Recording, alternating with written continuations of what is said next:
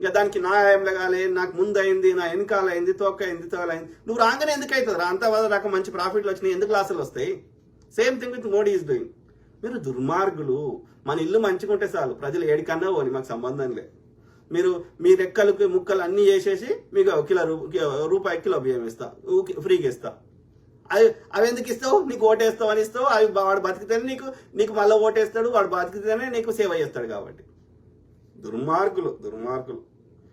అంటే కనిపించేది యొక్క నీతి. అదే అందుకే టైటిల్ పెట్టినా కదా, 1000 ఎలుకలు తిన్న పిల్లి తీర్థయాత్రలకు పోయినట్టుగా నీతులు చెప్తున్నాడు దుర్మార్గుడు. సో ఆ విధంగా నువ్వు ఎన్ని రకాలుగా తెలంగాణకి ద్రోహం చేసినావు, సంస్థలు ఎత్తేసినావు, కల్చర్ దెబ్బ పెట్టినావు, మా ఐడెంటిటీ లేకుండా చేసేసినావు. ఈవెన్ డిస్ట్రిక్ట్లలో కూడా మాకు ఉద్యోగాలు రాకుండా చేసినావు. మళ్ళీ ఇవాళ నీతులు చెప్తున్నాడు.